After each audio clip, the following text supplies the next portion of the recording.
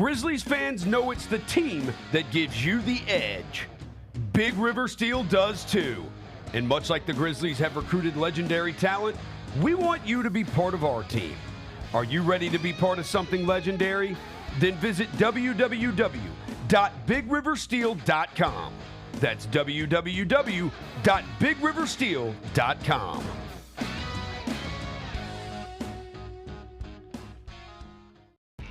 When it's all on the line, you turn to the strong, the stable, the unwavering. To those with a history of raising their performance, to meet the moment. It's true in basketball. It's true in banking. Grizzlies Checking from Pinnacle. Play hard, bank easy. Open a Grizzlies checking account with at least $100 and a recurring direct deposit by August 31st. And you could receive a $200 direct deposit bonus into your account. Details at grizzliesbanking.com. Member FDIC.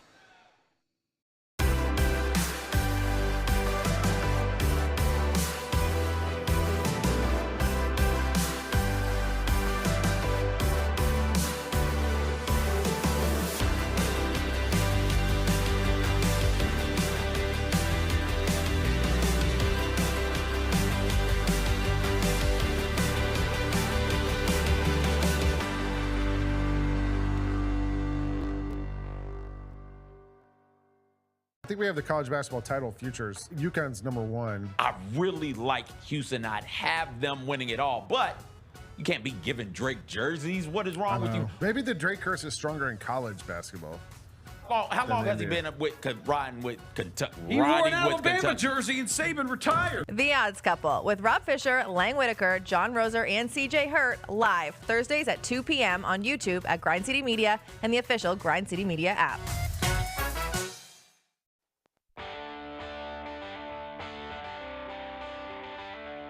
Live from the Built Ford Tough Studio at FedEx Forum, it's the Gary Parrish Show, presented by Ortho South, on YouTube at Grind City Media and the official Grind City Media app. Now, here's your host, Gary Parrish.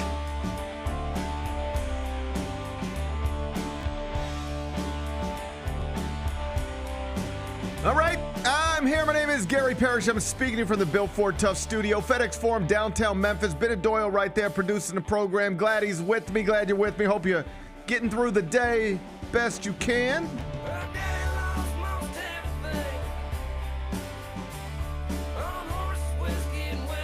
And I hope you're ready for Game 4 of the NBA Finals, because whether you are or not, it's happening tonight. 7:30 tip ABC. They're going to do it down in Dallas. The Mavericks win, we'll get a Game 5. If they don't, that's it. Celtics are your NBA champions. How's Luka Doncic going to respond after being widely criticized following his performance in Game 3, in which he fouled out with a little more than 4 minutes remaining in regulation? We'll talk through it momentarily. First, though, quickly, let me set today's schedule for you in the next segment. About 20 minutes from now, I'm going to be joined by Jessica Benson. She's the host. Jessica Benson Show with CJ Hurt, weekdays 8 a.m., Grind City Media. I'll talk to her about Luka Doncic. Also, they had an interesting draft on the Jessica Benson Show with CJ Hurt earlier today. Might pop some questions about that on her as well. Jessica Benson, JB should be here in the next segment. Finish talking to Jess, take a break, come back, do 5 more things you need to know, at which point we're going to discuss 5 previously undiscussed stories. Among them, bad news. Last night, broken by Dana White, Conor McGregor has withdrawn from UFC 303. He says he's injured, and now his fighting future is very much up in the air. Yep. I read a column last night. You know what they said? He'll never fight again. I think I tend to agree. Bennett says he'll agree. I'll make him expand on that thought. We'll do that in just a bit. Trevor Lawrence has agreed to a $275 million contract extension with Jacksonville. Big money for the Clemson alum. We'll spend some time on that a little later on in the show. Big news out of South Florida. What's going on? Guess who is single again? Who? Gisele. Oh, really? Her relationship with her jiu-jitsu trainer is over. Oh, I bet I know why. Reportedly, Tom Brady Roast. Yeah. Took a toll on the relationship. Yep. Would you let something like that take a toll on your relationship? I mean, when the whole world's watching, possibly. I feel like I wouldn't have let that take a toll on my relationship. But again, I've never been a jiu-jitsu trainer, so what do I Sure. really know? What do I really know? I'll give you all the details. We'll do that in the third segment. Bronny James conducted a pre-draft workout with the Lakers yesterday. I'll give you the latest on that situation a little later on in the show. In the second round of the U.S. Open, it's underway. Pinehurst #2. Roy McIlroy and Patrick Cantlay were your first-round leaders. I'll get you updated on the leaderboard during a segment we call 5 More Things You Need to Know. Then we'll eventually do GP's carryout, and we'll call it a day. So that's the rundown. We got a lot to get to, but I did want to start with the 2024 NBA playoffs because, believe it or not, Where are we at? it's day 56. Okay. Right now, some people call this June 14th or 2 days before Father's Day. You know what I like to call it? Yep. Day 56 of the 2024 NBA Wow, playoffs. man. Some people call this Friday. Used to be called Food Truck Friday. I call it Day 56 of the 2024 NBA playoffs. And do you know what Day 56 is going to give us? Game 4 of the NBA Finals. It Feels like it just started yesterday, It GP. didn't. No, Yeah. it was a lot of yesterdays. Okay. This is 56. This could be the last day of the season because tonight could be the last game of the season. Celtics at Mavericks, 7:30 ABC. And even though Dallas was favored by 2.5 points in Game 3 and opened as a 1.5 point favorite in Game 4, would it surprise you to know that Boston is now a 1.5 point favorite tonight? The line has flipped. Big Bet Bennett, does this suggest to you that tonight's going to be the final game of this 2023-24 NBA season? I think so. I think it's going to be a gentleman's sweep. It just feels like one of those. Well, if to be clear, Boston wins tonight. There ain't nothing gentleman about that. That's just a straight sweep, homie. I feel like that it's going to be one of those situations where obviously we know the Celtics are winning this series. And it's just, I think it's one of those things where I talked about it yesterday. If Dallas is up, 10 points in the fourth quarter, I think you go for it, try to get a win. If they're down, 10 points in the fourth quarter, I think that's when you just pack it up. Like, I think if the fourth quarter just starts, you're down 10 if you're Dallas, I think that's when you kind of just coast and just let this thing end gracefully. We're going to find out who's got a heart tonight. Are we? I mean, I think it's time to find out who's got a heart. Yeah, I think Boston's just really awesome, and they're just going to handle this thing tonight. Yeah. The line has flipped. Yep. This time yesterday, it was Dallas minus 1.5. Now it's Boston minus 1.5. Obviously, the story heading into tonight is going to be Luka Doncic. How will he respond to the heightened criticism that came with him fouling out of Game 3? You expecting good Luka tonight? Bad Luka tonight? Yeah, I think he'll be good. I still think he's the best player in the world. I think he's gonna have a good game. Boy, Brian Windhorst doesn't think so. I know he doesn't. I just don't think that they have the team capable of beating this Celtics team. I mean, the Celtics thing is interesting because Jason Tatum is obviously not getting like a ton of credit for what they're doing in these playoffs because it's just a team thing. But dude, that team is really, really great. And honestly, I think he deserves to get a lot of credit if they do win this thing, just because, like, I hate this narrative now that it's like, you have to have the big star to if you win a championship, it's got to be done with the big star. If the Grizzlies were to win a championship and Ja Morant averaged 15 points a game in the NBA Finals, no one would care here. It would be amazing to win a championship. Of course. I think the issue from the Celtics is that when this is all done, and Jason Tatum even hinted at this yesterday, he said, you guys are going to say we didn't play anybody. That's true. Yep. Because if you want to discount what's happening right now, and I'm not interested in it, but if you wanted to, you would just say, well, look at their path to the NBA Finals. And then if there's one thing I know about the Celtics, you could frame it this way if you wanted to be a real hater. If there's one thing I know about the Celtics, buddy, you get them into the NBA Finals against a fifth seed whose best player has a bad ankle, bad knee, and chest contusion. Right. Man, I think they can handle it. I think they can get it done. So that's going to be the thing here. It is. And that's not going to go away. But it ain't their fault, and they don't have to apologize for it. And I ain't never seen a banner in an arena that has your path to a championship detailed on it with all of the people who were injured on the other teams. It just says 2024 NBA champions. Yes. That's what it's going to represent, and that is what they're going to be. If you're expecting great Luka tonight, there is some reason to do that, and it's because he is one of the greatest players in the history of the NBA in elimination games, or at the very least, he has averaged more points per game in elimination games than anybody in the history of the league. Really? Elimination games, Luka Doncic, 35 points per game, 10 rebounds, 8.3 assists. So when his back is against the wall, as they say, he has historically performed. The problem, of course, is that in this series, and really throughout these playoffs, he has been so bad defensively that it has now become the main narrative attached to him. It's fascinating how quickly your whole world can be flipped upside down when you are the face of a franchise and in some ways one of the faces of a league, and you're on this stage. Think about where we were. You ready for this? Just 3 games ago. It was Luka Doncic has lifted the Dallas Mavericks to the NBA Finals. They weren't even supposed to be here, but look where he got them.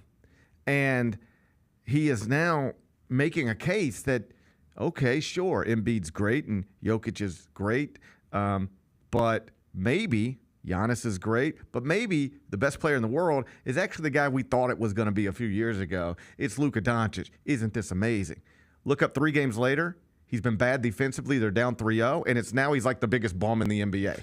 Right. He's sitting down with Malika Andrews to address how bad he's been in these playoffs defensively, most notably Game 3, where he got cooked over and over and over again, and then ultimately fouled out with a little more than 4 minutes to go in a 1-possession game. Did you see the sit down with Malika Andrews yesterday? I didn't see it. Okay, it was actually good because I watched it and I was like, I thought he did all right. And then they went straight to Brian Windhorst after it and he just cooked him again. Did he really? Come on, Brian. It was actually hilarious. So Malika's like, hey, your defense is being questioned. Yep. Do you think it's a fair criticism? Which I think is a wonderful question to ask somebody. Hey, I know you got ears. I know you're hearing all this. I know you're seeing all this. Do you think it's fair? Or when you hear it, do you think it's unfair because you're her? She left it open. Take it wherever you want to. And you know what he said? It's totally fair. It's a fair criticism. He did then go on to say, I will say we hadn't gotten to 100 yet in a finals game. And so it ain't like it's taken us 140 to win a game. If we could get 110, we'd be pretty good. In some cases, less than that. Our big problems are we're not scoring enough. Defensively, as a team, that's not our main issue. And I think there's I believe that. There's some truth to that, but the problem becomes that's on one hand, he tried to take responsibility, and then he almost immediately tried to remove himself from it. Like on one hand, he was like, it's fair to question my defense, but our defense is not our problem. And then they go straight to Brian Windhorst, and they said, Wendy, your thoughts on what you just heard from Luka? And I swear, it's so funny. He goes just like this. That's the way he starts it. You can see Monica McNutt in the other box just almost laughing at him. And he goes on to say, hey, it sounds great, what he just said. Problem is, he said it every month for years.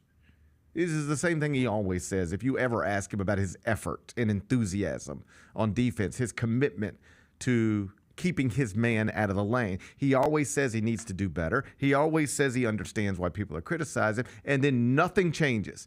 And you really can. The tone with which Windhorst is talking about this so confidently, it almost feels like, because he said a couple of different times, a couple of different ways, things like, and the people here in Dallas are tired of it. And the people here in Dallas have heard it before. It's almost like some of the stuff that's forming these opinions are coming straight from the organization. Like, we love Luka. Right. He's our guy. Wherever we're going, he's going to have to take us. But my God, it's frustrating that we can't get him to stop complaining all the time to the officials and just guard his man. He's saying Windhorst stuff like this, and it sounds like it's coming straight out of that organization. Then, of course, they hit a big graphic on the screen. Did you see this graphic about highest percentage of blow-bys in NBA playoffs history over the past 10 years? Did you Bro, see? that is a made-up stat. I'm convinced that is a made-up. I have never seen that one. I've watched a lot of NBA over the years and watched a lot of You ever see NBA this? content over the years. When I saw that, I was like, come on, man. Like, are we seeing that is made up. Now, I do think some context is required because it says a minimum 10 drives per game. Well, that means you've got to be on the court enough to get somebody driving at you a minimum of 10 times per game. So, like, most NBA players, or at least lots of it, aren't even going to be in a position to have somebody try to drive on them 10 times. You're just not even playing that much, right? Right, okay. That's some people. Either way, the facts are the facts, and I'm going to accept it as a fact. It's an obscure fact. I've never heard that in my life. And you got to highest blow-by percentage. And you got to really go digging for it. But somebody, I guess so. Somebody went digging for it. Shout out to the stats team at ESPN, man. And they made a nice graphic out of it. Yep. And the graphic is the highest blow-by percentages on drives in a series in the playoffs in the past 10 years. Minimum 10 drives per game. Okay. Okay? Yes. The number one, highest blow-by percentage. In other words, somebody tries to drive on you, what happens? Mm-hmm. Do they get by you or not? The highest in the past 10 years in any series is 67.7%, and it happens to be Luka Doncic in this series against the Celtics. Okay. When they try to drive on him, they are going right by him nearly 7 out of 10 times, which is hilarious. I mean, it's true. Like, you see it. All right. Well, Yeah. Okay, so that's the worst. 67.7. I guess it is a real stat. That is the worst for anybody. Minimum 10 drives per game in any series in the past decade. All right? Now, you're not going to believe who number 2 is. Luka Doncic. Oh, no. In his first round Stop. series this season against the Clippers, it was 65.2. In other words, when the Clippers tried to drive by him, they got by him 6.5 times out of every 10. All right? Okay. So Luka Doncic owns the first and second highest blow-by percentage for a defender in the playoffs over the past 10 years. Now, you're not going to believe who number 3 is. I'm going to guess it's Luka. Luka Doncic, second round series this season against the Thunder, 59%. Do you understand what I'm telling you? Yes. The highest blow-by percentages for any player in the past decade. Minimum 10 drives on you per game. The worst 3 belong to Luka Doncic, all in this postseason. His first round series, his second round series, and the NBA Finals. So,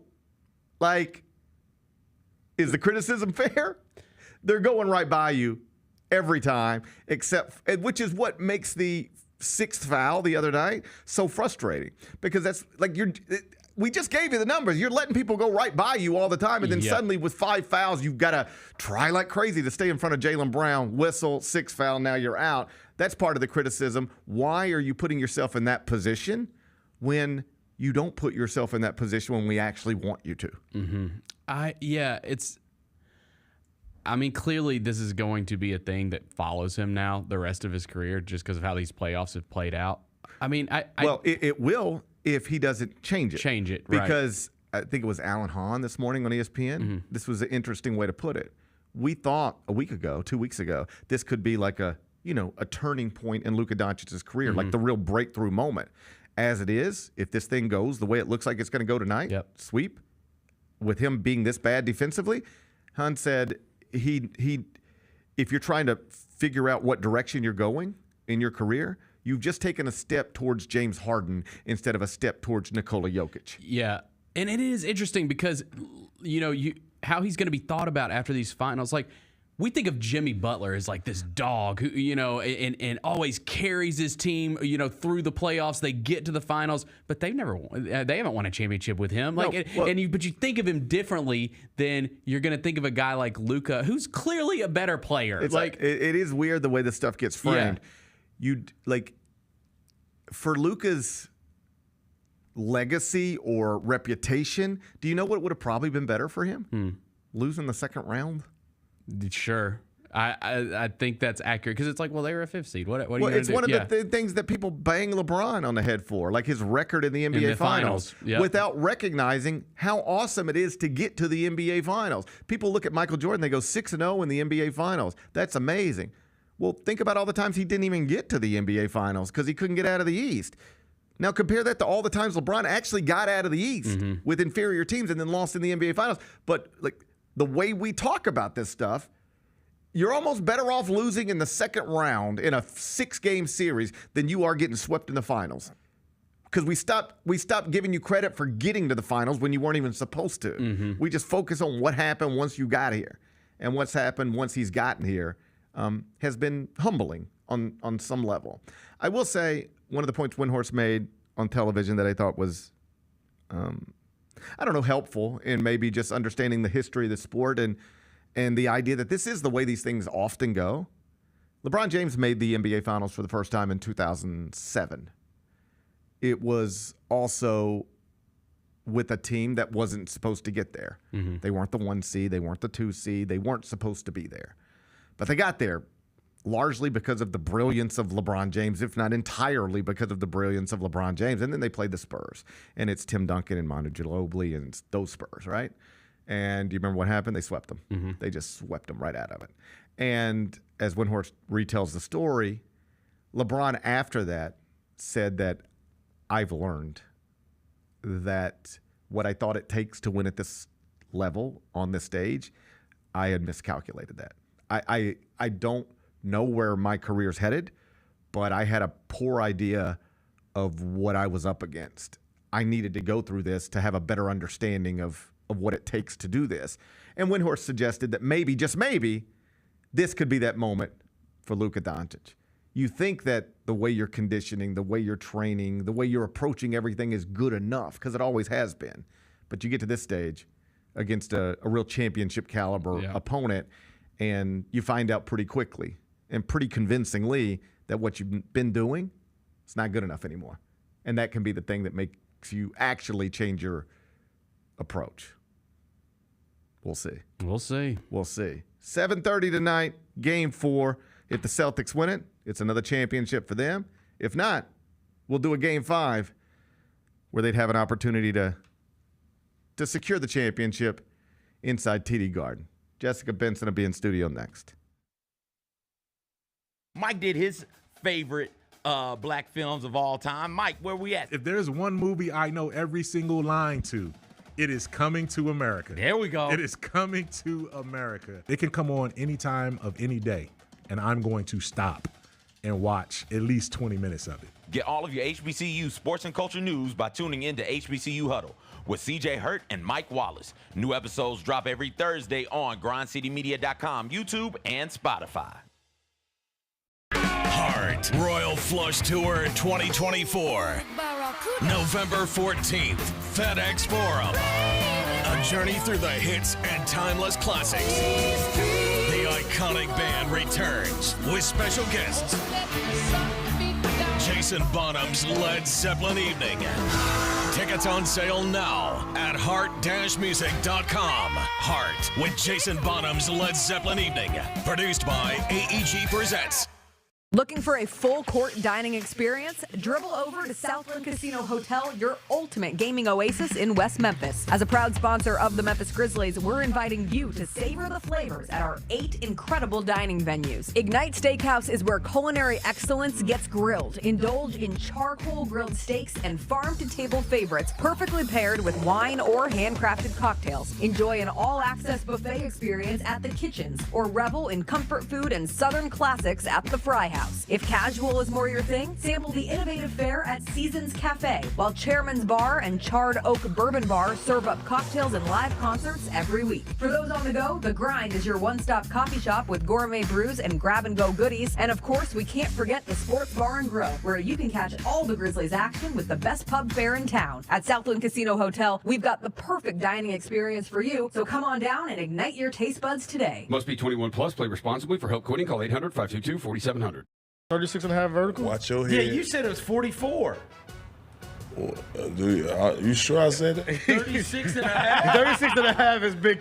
36 and a half. I've got bench press here. 18 times. 17. Okay. You always have to put a little barbecue It's sauce. all barbecue sauce. Barbecue sauce on the wings. The Chris Vernon Show, presented by Caesars Sportsbook, live weekdays at noon on YouTube at Grind City Media and the official Grind City Media app. We have another edition. This will be the third edition of the Debate Club. You guys are going to sell a shoe to Mr. Bennett Doyle, our producer over here. Oh, yeah. I saw these. I've seen these. I saw these on social media too. It's the perfect house shoe. I know, right? Like, yeah, it's not even a house shoe. I bet you they're really comfortable. You know, you heard of unisex. This is unifoot. Oh, my God. The Sneak Fest Show, live Tuesdays at 2 p.m. on YouTube at Grind City Media and the official Grind City Media app.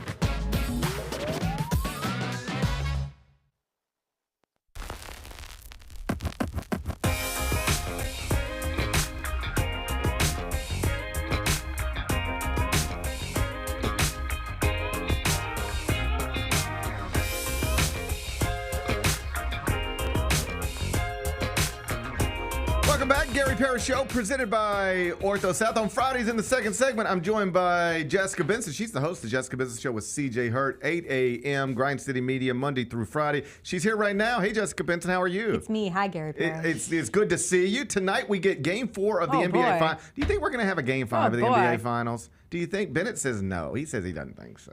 I don't think so. I don't think so either. I don't think I think the Mavericks' heart have been ripped out. And honestly, I don't really You don't even want it. You're ready to be done with this, too. Well, I'm kind of ready to be done, let me too. be perfectly clear. As I became the biggest Mavs fan, and I was always rooting for the Mavs, rooting for the West. We were a very anything but Boston household throughout this entire postseason. Sure. My husband went to Syracuse. We just have feelings. I understand. About Boston sports fans. Not here to question a any of Red that. Sox fan poured a beer on my head when I was 12, and I just have never really enjoyed. I did wear a Derek Jeter jersey. Well, that'll to do it. Fenway, That'll do but it. I was 12. I That- was a youth. I was a small lass at the time. I think people should treat opposing fans more kindly than they do at sporting events. Particularly in Boston and Philadelphia. Yeah. Those represent the two cities of the worst. Right. Like I've been a Mets fan in opposing stadiums a lot, and sometimes it's great, and sometimes I'm scared. Yeah. Sometimes you shouldn't be scared for your life for being a fan of your team. You I'm just shouldn't. saying, Like I should be able to put on a Daryl Might be a Strawberry hot shirt take. without having, without being yelled at. I should have been able to put on an Jorge Posada shirt without being scared. Sometimes people are nice, and other times it's just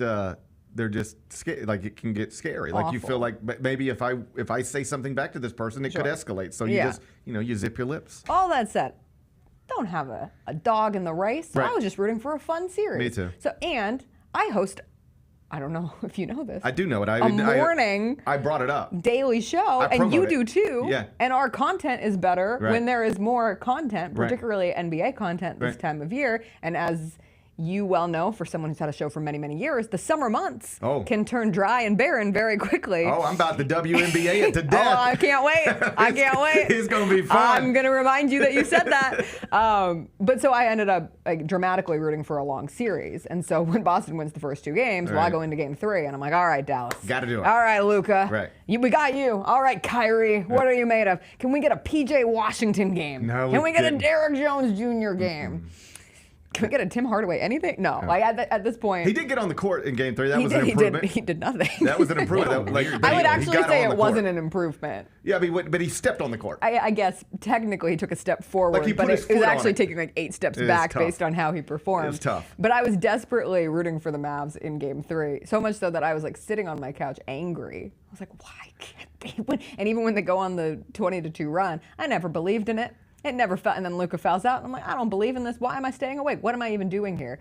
And then they lose. All that to say, going into tonight, you would think maybe I would love for them to hold on, to come out, give their fans something to cheer for. But you know how this ends. We know how the lose story by 30 ends. in Boston in Yes. Game 5. And I don't need to delay the inevitable. I hope there's a good effort and a good game, but ultimately Boston just wraps this thing up and we move on. The series is over, as you know. Nobody comes back from this, particularly an inferior team, whose best player is hurt and would not be playing right now if this were regular season basketball. So the series is over, but there's still something to play for.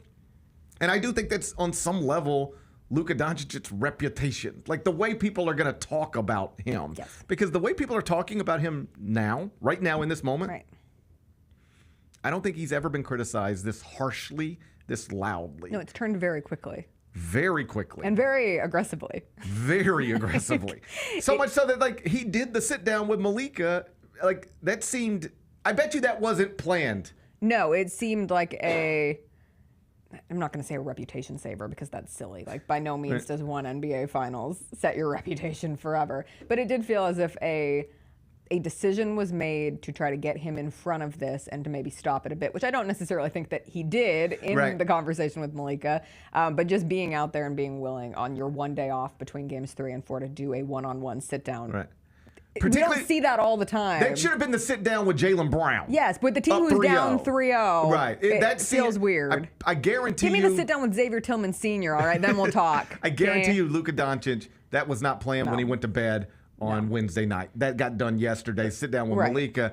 And I thought on some level he said the right stuff, but anytime you try to remove responsibility or shift it when you are the only reason you're in the chair is to accept it. Yeah. It doesn't always go It's not going to play But I'm with perfectly. you. My first response, and like CJ and I were arguing about it a little bit yesterday, because I said he needs to do what Anthony Edwards did in that last series. And by no means was comparing Luka and Anthony Edwards. Luka made it to the finals. Right. Like, Luka's a step ahead. Luka, to me, is one of the two best players in the world. Except it doesn't work that way. Yeah. Like, my point being, it is wild that Luka went further than Anthony Edwards, and yet right now, who's got the better reputation in basketball? I still think Luka. I think because of how that series with the Timberwolves It's just always went. it's just But always we are a interesting to recency me. bias. Yeah, it's like you Republic. celebrate the guy for getting somewhere he ain't even supposed to Yes. be, and then you kill him because That's what when we he do. gets there, it looks like he doesn't belong. That's sports. Yeah, that's right. what we love to do. Right. But I did think to myself, like, I want to see a fighting effort from Luka tonight. And I do genuinely think it impacts conversations we have throughout the offseason because that is just the way it works. Like, if Luka goes out and has his worst game of the series and it's clear that the Mavs just laid down and died, then we're like, well, does he even care? Where's all the that fight? stuff, whether it's fair and you start or not, to lose it- that because he has the reputation of somebody who bounces back. Well, I thought Alan Hahn put it in a way that was interesting this morning. He said, and I'm paraphrasing here, but the point was, this was an opportunity for him to take a step where we start talking about him like he's Nikola Jokic. And instead, we're talking about him like he's James Harden. Like he's okay, he's a great Yeah, player, that's a great point. but he doesn't guard anybody and he's not impacting winning. It doesn't change who he is as a player, but it changes the way the world jokes about him. And that's a weird thing. Yes. And it's not a fair of course thing not. at all. But it Not to absolutely mention, is what we again, do. he's got an ankle, a knee, and a chest And a contusion. chest.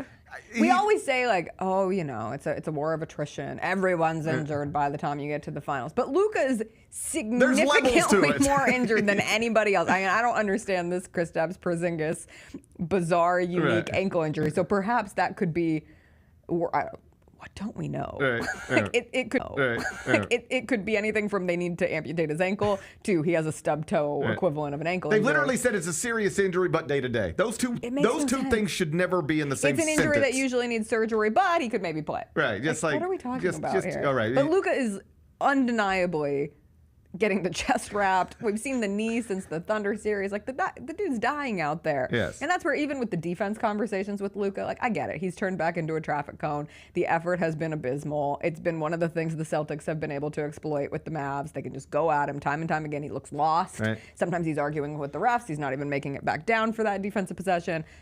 But he's also hurt. So, like, how much can you expel per game? So I'm trying to caution myself to be like, oh, God, Luka, his defense is worse than it's ever been. Right.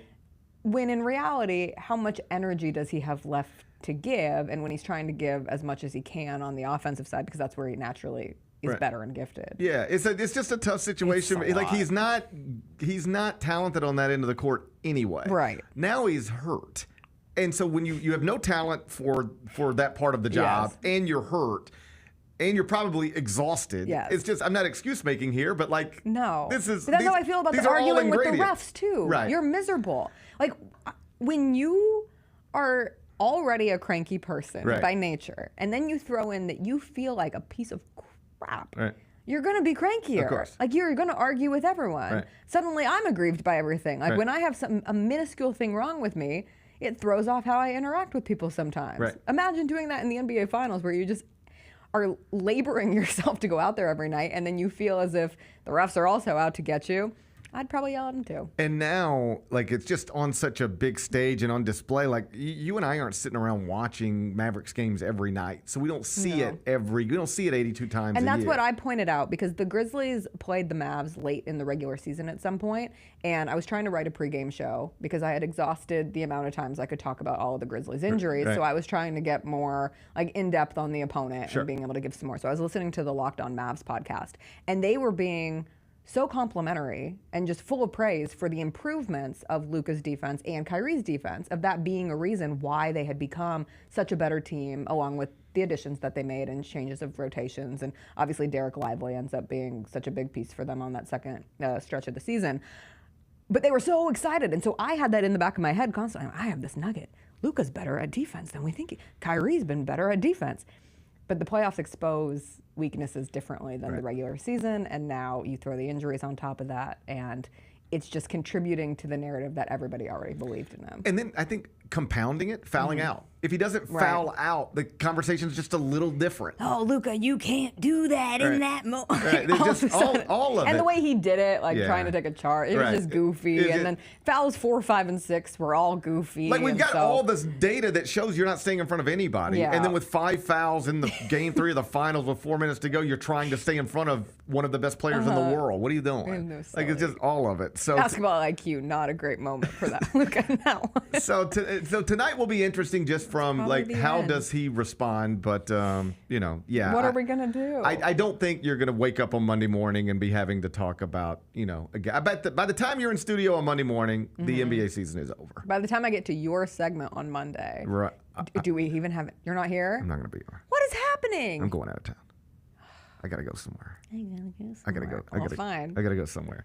That's why I said you. Great, you. thanks. I ain't talking to anybody on Monday. Thanks. I Are ain't you talking to anybody Tuesday? I'll take a little bit of a break. That's exciting. I'm happy for you. Thank you. But Bennett will be here.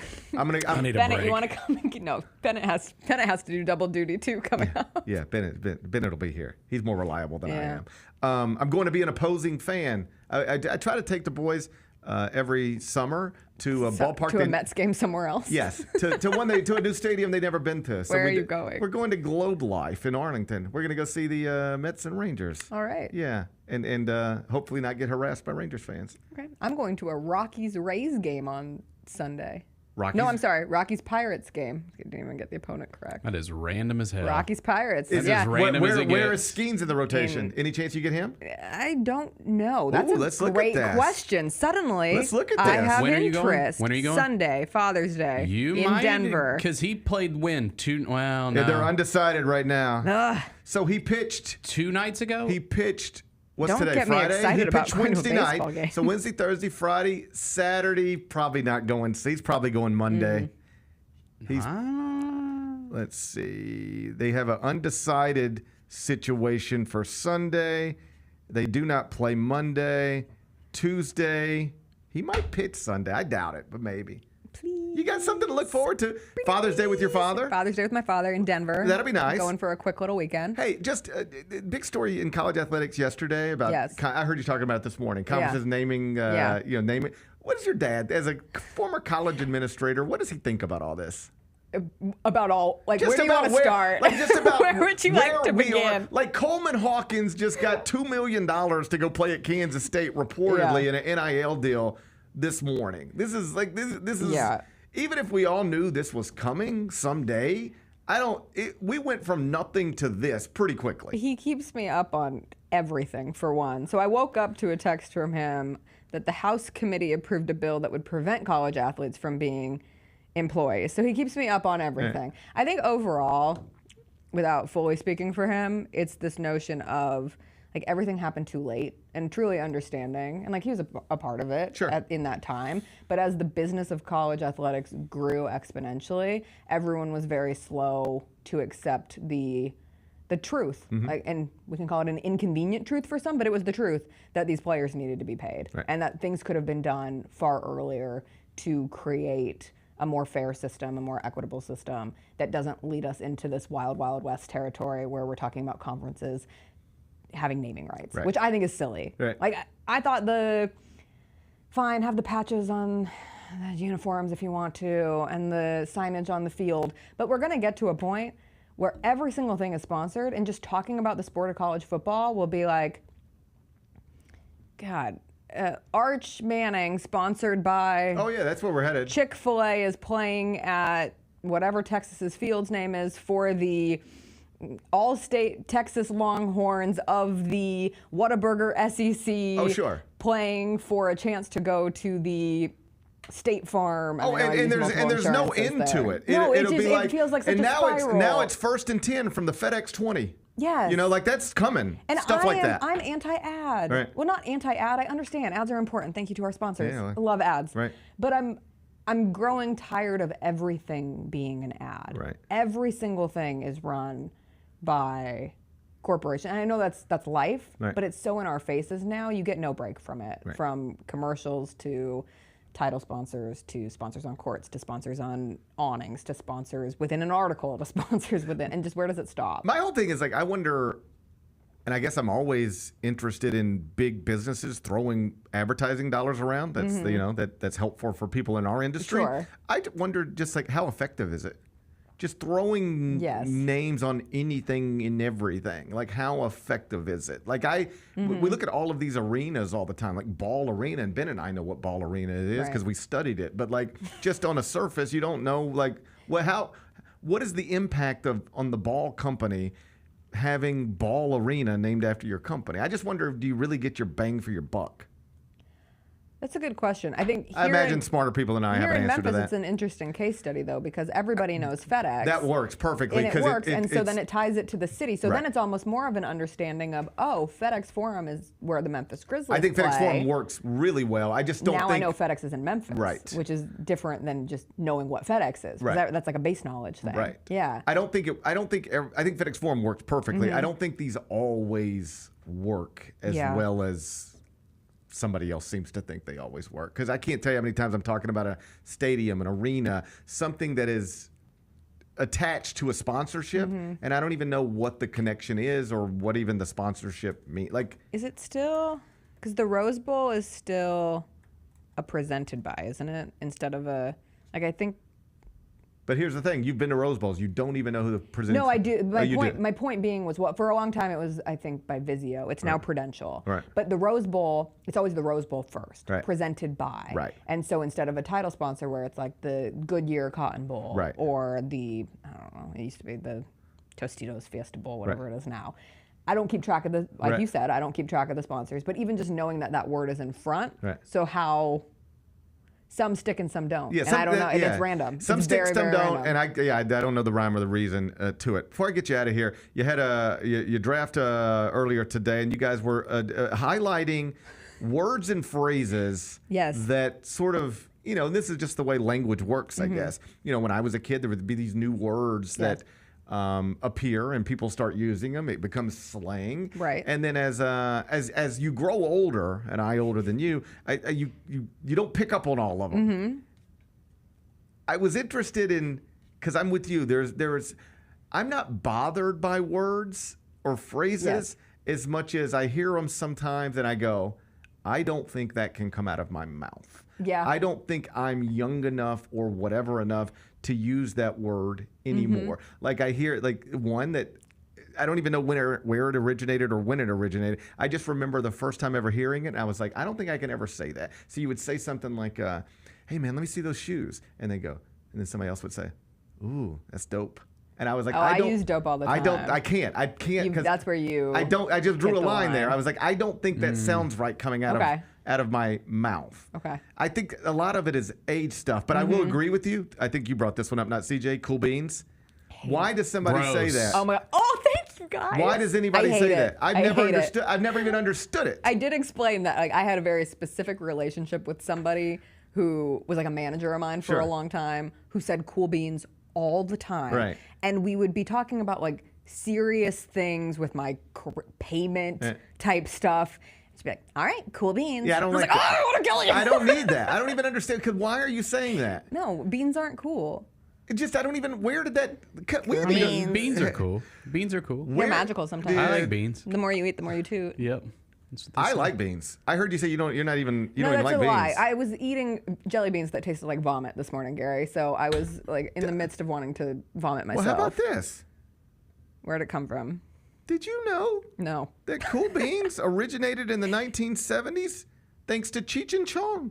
Cheech and Chong invented, they're the pioneers of the term cool beans. No. And then this is where this is where it got popular. This is, I didn't remember this, but but now I do. Full House. Yep. The Olsen twins. Oh yeah. Wasn't it? No, it was DJ It's Tanner. DJ. Which one was she? Is she she the one that went off the rails a little bit? Yes, I can't think of her No, name. that's the middle one. The middle one got addicted to meth for a little no, bit. DJ Tanner Yes. who went off the rails like politically. Yeah, well, She's like yeah. a little loopy. Yeah, but Candace Cameron Bure. Oh, okay, Bure. yeah. I call her She Bure. I just put an accent on her last name. she went off the rails in whatever way. I think she and I just disagree on stuff. DJ Tanner. Yeah, I just and don't think we would go out for a drink. Yeah, I don't think we'd hang out. Yeah. Me and DJ Tanner. Great way to put it. But yeah, that's the way I always put it. I'm gonna steal that one from you. No, that's I don't think we'd hang out. That's always my polite way of saying I think they're a little cuckoo. Okay. I say, you know what? I just don't think we probably agree on so much. gonna add that to the list. I don't think we'd have much to talk about. That's the way. But it was the middle one. She's the one that got the. What was her name? Yeah, I think she started doing stuff you're not supposed to do. No, it's you know, tough. I think, she got caught up in it. I think it was meth. Sometimes you get You caught. can say it. I think that's what it was. Wasn't it meth? before Didn't we she get addicted to meth for a second? Well, before we attach meth to this woman's Hold on, name, hold I thought it was. Well, Google it, Bennett. You're sitting right in front of a computer. JB's got it right there. Who did meth on Full House? I don't think it was John Stamos. Substance abuse. I don't think it was John Stamos. She's an advocate for recovery. Yeah. It says she started drinking alcohol when she was, over parts of the next 13 years. She abused, don't limit her, ecstasy, meth, and crack cocaine, amongst others. Rank them, Bennett. Yeah. Ecstasy, meth, crack cocaine. F. Kill Mary. Yeah, if you could Ecstasy, only, meth, if cocaine. you could only, I'm going to lay them out. I've never on the done either. I've never done any of those things. Ecstasy, meth, or crack cocaine. You never done any? No. Not even on like a weekend. No. Huh. I've been offered, but no, I no. Not even at a holiday party? No. Not even at Disney World? No. The weekend would be the time to do it. One would think. Yeah. I generally wouldn't do any of those going into the workday. No, it'd be tough. It'd be uncomfortable. It'd be tough on a Tuesday, you know? Crack cocaine is like okay. I was trying to clarify. I love that he's thinking about it. No, I've never done any of The those. answer's ecstasy. You would rather do ecstasy, Bennett. Probably. The answer's ecstasy. If your options are meth, crack cocaine, or ecstasy, you would pick ecstasy. Yes. Just if anybody ever asks you that again, just say ecstasy. That's the right answer. Accurate. Okay? All right. Okay. So, what are the other two? If we're ranking, where are you ranking the other I'd two? put crack cocaine before meth. Meth is scary. You would do crack cocaine before meth? I think so. Meth feels like a guaranteed life ruiner. Well, I feel like you could come back from crack cocaine. I mean, crack cocaine could take a toll on you, too. It could take a toll, but like meth, I really value my teeth, too. And like meth feels like a surefire teeth messer. I think you can lose your teeth with crack cocaine, too. I don't know. I think that I'm pretty sure you can maybe lose your teeth. Boozy had a rant on this. You know what he says? Bring crack back. He says bring crack back. Get rid of fentanyl and bring crack back. This is what Boozy said. You know what his rationalization is? He said people die of fentanyl all the time. He said, I know 80-year-old crackheads. Crack ain't killing people. I got a 70-year-old uncle. Been on crack 50 Can we years. just solve the drug problem? He said he got to get rid of fentanyl. Yeah. Fentanyl's How do you get rid of it? I don't. That's a big issue, Bennett. I don't know. Well, I think I Googled I don't know. crack cocaine. How do you get rid of fentanyl? I think have I idea, think it's already Bennett. made its way through. I don't know if there's any getting rid of. Yeah, I don't think I didn't mean to imply Boozy had an actual plan to get rid of fentanyl. I didn't mean to imply Boozy had a plan. I just meant that he just, if he could snap his fingers and get rid of fentanyl and replace it with crack cocaine, that's what he would like to do. It would solve some of the problems. That's what he thinks. It would make it better. It wouldn't solve things. Right. It would just make them better. Make them better. That's what Boozy said. I don't know who. We gotta focus on that more. You can't solve things. Can't solve everything. You have to make them. Sometimes you just have to make things. Yeah. Sometimes you just It's have a to really make great things better. question. Yeah. You said when I looked up cool beans, like old people slang words is what it popped up with. Do we still say all that in a bag of chips? Oh my I've God! never said that once in my life. And if you ever said that, I said it when I was judged a kid. They used it on All That on Nickelodeon. Ugh. How about banging? That's banging. I'm not against that one. Like, use it in a sentence. That Memphis 901 shirt you're wearing is banging. Banging. I don't think I would say that. I don't think I would say That's that. extremely cringe. What about like? I say banger. What about with music? Often. That's a banger. That's a banger. Seems same energy. Yeah. Like, oh, that's a banger. That's a banger. That seems like I can say that. I think I'm allowed to say that. But I don't think I can say that's dope. I don't feel comfortable doing How about that. cheddar?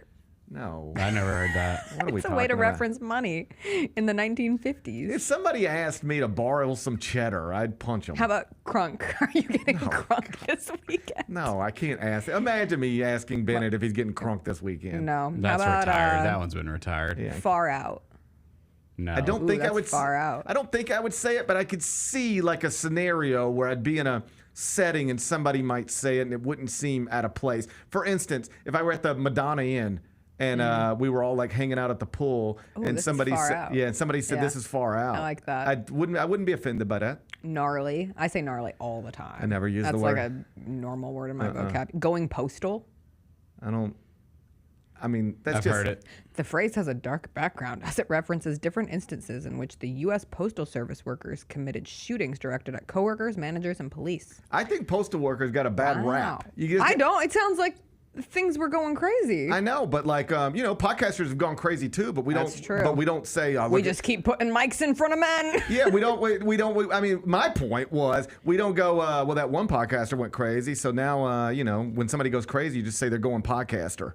We should say that. I think there's some fine That's postal so pod of workers out you. there. I think the overwhelming majority of postal I workers are didn't know probably that's good what that people. came from. Interesting. And then you didn't know going postal was going postal? No. That's what it was. I knew had that. no idea. You thought it was about Post Malone. Or I don't even know. That's what the kids are going to think. Yeah, they're gonna think, oh, it means going Post Malone. Next time someone's saying something that makes me think that I would not want to hang out with them, I'm just going to be like, that's so pod of you. What does that mean? So podcaster of you. Oh, see what I'm doing? Stop See? being so pod. But you wouldn't like it. this. You wouldn't like it if everybody labeled you like that. Give me another one. I'm I like. not like the other podcaster. You're different. You're a different kind of podcaster. Let's roll. Let's roll is a reasonable thing to say. I think that's what that fella said when they were going to attack. Whoever it was that crashed all them. Remember when they crashed those planes? It's called 9/11, I think. Yes, I'm familiar. Remember that fella? He said, "Let's roll." Let's roll. I think Oh, he's- yeah. I think he said, "Let's roll." You're right. He said, "Let's roll." And I don't think that's the origin of it, though. Then they crashed right into a It field. appears that the origin is can be linked back to the Transformers and also the end of Matilda. They say, let's roll. I don't think I made it to the end of Matilda. Okay, how about Raise the Roof? You didn't wait. You didn't make it to the end of Matilda? I don't think so. Matilda's a great movie. I take your word for it. I'd take your word for it. Who's in it? I don't even know what That you're talking cute about. little girl Danny whose DeVito. name, who's now an adult. Yeah, Danny DeVito. Mara Wilson. She was so popular. She was in, first of all, it was Danny DeVito and Rhea Perlman when they were married. That's one of my saddest celebrity breakups. They got divorced. Yeah. Oh, why'd they do that? I don't know. They 'Cause decided they didn't love each other Matilda anymore. wreaked havoc on their home. But the Matilda girl was the girl in Mrs. Doubtfire. You know what I heard? I heard DeVito went postal. Mm-hmm. Cool beans. Righteous. That's the next one on the list. God, Right, I I hate can't all say of that. these. Oh, take a chill pill. I say that all the time. I It don't- rhymes. I think it's fun. Take a Take a chill chill pill. pill. I don't think I tell people to take chill pills. I do often. I think I get told to take a It chill pill. originated but I in the don't act- 80s with the increasing use of ADHD medication and made popular by Lizzie McGuire, which would make sense because I was a Lizzie McGuire disciple in 2001. You know what I'm realizing? I don't think I use almost any of these little words. I don't Talk either. to the hand. No, my God. Talk to the hand because the face don't give it. You said that out loud to people? When I was a kid. Yeah, I don't think I ever did that either. I don't Talk think to I the used... booty because the hand's off duty. You told people to talk to your booty. Never heard that either. What? Never heard that. Nobody's ever told me to talk to their booty. Talk to the fist because the hand got, can we say pissed? I guess. I mean, I don't know. Here we go. Here we just Yeah, did. there were all kinds. You used all these. Yeah. I don't think I used any. I feel like I grew up in the in the 90s, early 2000s, it was like catchphrase hell. Yeah. Like we were getting hit with them left and right. I think I either only the strong survived. I think I either missed them or I ignored them. One of the two. But I don't think I rely on too many of these words. Totally rad. I don't think I use It's totally. very teenage. Yeah. Mutant Ninja Turtles. And then the last one on this list is, oh no, I'm sorry, there's way more. What's the 411? What's the hot gossip? I say that all the time. No. Because they said that in Mean Girls. The mom, when Amy Poehler's character comes in, she's like, "What's the 411? What's the hot gossip?" I would never I'm the say. cool mom. I wouldn't say any of those words. Okay. Let's find one that I actually use before we let you go. Word. I Word up. do like word. I do like word. Good. It's the But last one on the list. do I sound ridiculous saying word? I don't know. Bennett says yes. I don't think you're wouldn't do it. tripping. I wouldn't say it. You wouldn't say word? No. I like word. Word to your mother. I know. I don't need all those. You're using extra words. I wouldn't use the extra words. Not the extra words. I wouldn't use the extra. It's too many words. I would just stop with one word. A nice one-word answer will do. My favorite new slang that I discovered today that I want everybody at Grind City Media to start using is skibbity toilet. Skibbity toilet. What does that mean? You gotta go to the bathroom? It means you're weird. Like, ugh, you're so skibbity. Skibbity toilet. What? And if you're skibbity toilet Ohio Riz, it means you have zero Riz. Who says these things? The kids. The youths. Where? On TikTok? Everywhere. Man. There was a mom in our chat today who's like, my daughter says all of these things. What? Yeah. It is funny listening to young, like 7-year-olds talk to each other. Yes. They do have their own little They have their language. own language. Oh, yeah. Yeah. They say that the kids don't read anymore, but that's because they're spending all their time making up a new language. No, they're on YouTube. Skibbity toilet. Everything they learn And comes... Skibbity toilet was a YouTube sketch of a man's face that popped up on a toilet, and then it turned into Skibbity toilet Ohio Riz. I don't even know. You might Ohio as well means be you're weird and speaking, dumb. You might as well be speaking Chinese right now. I don't have any idea what you're saying. Skibbity Sigma Ohio Mew. This is Mew. Ohio means you're weird and dumb? Yeah, I don't know how Ohio had to catch such a stray. That's tough. It's real too. I was like, surely the kids are not saying Ohio, and I googled Ohio slang. There's like a Today Show article about it. Like, what if you hear your kids saying Ohio? It means they're calling someone weird and dumb. I'm just gonna go to sleep. I Mew. think. What is? It means you're fat. It means you got to check your jawline. It's getting Really? getting a little thick. Mew. If you saw an overweight person, I would never do that. I'm body positive. I'd say, "Hey, look, I'd gas them up," as the kids would say. I can gas You look somebody up. fire. I can gas somebody up, but like that's how you call people fat these days.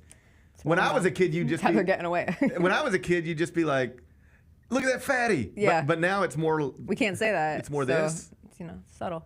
subtle. This is the way. Imagine, Bennett. Do you ever think? Do you know this? No. This is how you call people fat. You need to do that Had to them. no idea. I had no idea. What an educational program. I get fidgety sometimes with my hands. Well, I who could knows be, who you're offending? I could be calling people all sorts of things, not even knowing it. That's so. One of my tics is that I always did the okay sign. Mhm. Like I'd be like okay, Right. but then that became a really bad. It was like a white supremacist sign. Oh. Yes. And careful. people would do the okay sign, and they would look at pictures of people who would have the okay sign on their leg, and so I'm so paranoid now, and I'm like, no, it's just an okay. So I've tried to do a thumbs up, but that feels so lame. Yeah, just do this. I figure you can't get No finger. Yeah, I don't want anybody to see anything. I want nothing. I take I hide everything just I like want this. nothing. I just sit like this. I figured ain't gonna bother anybody if I'm like this, am I? I mean, you No. never know. You never know these days. All right, skibbity toilet. I'm gonna leave that one with you. Okay. You can use that one if you want to. I feel like I wouldn't even be able to pronounce it right I'm gonna consistently. All right. Yeah. All right. Well, congratulations on everything. Have Thanks. a nice trip. See you next fall. I'll see you next fall, or at the very I'll next see you next maybe next week. Thursday. That's when you're back. I think Thursdays. Oh, goody. I think Thursday might be when I come back. Enjoy Texas. Oh, I can't wait to. It's going to be a blast. I'll see you Okay. later. We come back. Second round, U.S. Open is underway at Pinehurst #2. Roy McIlroy, he's had a hell of a week. He was your first round leader right there with Patrick Cantlay. I'll get you updated on what's happening in North Carolina. We'll do that next. Gary Parrish Show, presented by Ortho South. Let's talk about MVPs. Let's do it. I went with the Joker. Oh my God, Nikola Jokic. Nikola freaking Jokic. Every time I is watch him play, I'm so impressed. I'm obsessed with him. Yeah. Everything he does works. He can pass, he can shoot, he can rebound, he can drive, he can defend. Like, he can do everything. He can lead the fast break, and he's like 7-1. IMHO with Lang Whitaker and me, Kelsey Wright Johnson, on YouTube at Grind City Media and the official Grind City Media app. We have another edition. This will be the third edition of the Debate Club. You guys are going to sell a shoe to Mr. Bennett Doyle, our producer over here. Oh, yeah. I saw these. I've seen these. I saw these on social media too. It's the perfect house shoe. I know, right? Like, yeah, it's not even a house shoe. I bet you they're really comfortable. You know, you heard of unisex. This is unifoot. Oh my God. The Sneak Fest Show, live Tuesdays at 2 p.m. on YouTube at Grind City Media and the official Grind City Media app. G.G. Jackson, I don't know if you know this, CJ, youngest player in the NBA, does not turn 20 until December of this year. He was the 45th pick in last year's draft. He becomes the first teenager, I believe, to be named to an all-rookie team without having been a first-round pick. Shout out G.G. Jackson. Tune in to the Jessica Benson Show with CJ Hurt, live every weekday at 8 a.m. on YouTube at Grind City Media and the official Grind City Media app. Looking for a full court dining experience? Dribble over to Southland Casino Hotel, your ultimate gaming oasis in West Memphis. As a proud sponsor of the Memphis Grizzlies, we're inviting you to savor the flavors at our 8 incredible dining venues. Ignite Steakhouse is where culinary excellence gets grilled. Indulge in charcoal grilled steaks and farm-to-table favorites perfectly paired with wine or handcrafted cocktails. Enjoy an all-access buffet experience at the kitchens or revel in comfort food and southern classics at the Fry House. If casual is more your thing, sample the innovative fare at Seasons Cafe, while Chairman's Bar and Charred Oak Bourbon Bar serve up cocktails and live concerts every week. For those on the go, The Grind is your one-stop coffee shop with gourmet brews and grab-and-go goodies. And of course, we can't forget the Sports Bar and Grill, where you can catch all the Grizzlies action with the best pub fare in town. At Southland Casino Hotel, we've got the perfect dining experience for you, so come on down and ignite your taste buds today. Must be 21 plus. Play responsibly. For help quitting, call 800-522-4700. Life Care Ambulance is proud to be an official partner of the Memphis Grizzlies and FedEx Forum. At Life Care, they wear their hearts with pride. Their passion is their people. They want you to love what you do and where you do it. Their employee-driven culture encourages a healthy work-life balance and supportive work environment. They invest in your success and well-being so that you can provide the best care for the patients that they serve. Join the incredible team of EMTs and paramedics in Memphis, Nashville, and across the nation today. Learn more at lifecareamb.com.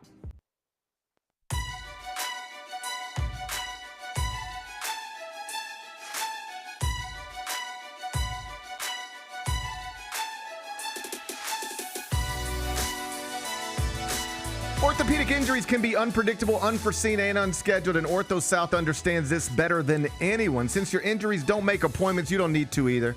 And that's because Ortho South welcomes walk-ins during the weekdays and the evenings and even on Saturdays. So next time an unforeseen injury makes an unscheduled appearance in your life, visit orthosouth.org to find your nearest urgent care location. Just walk in, and Ortho South will take care of everything, especially you. Learn more at orthosouth.org. That's orthosouth at orthosouth.org.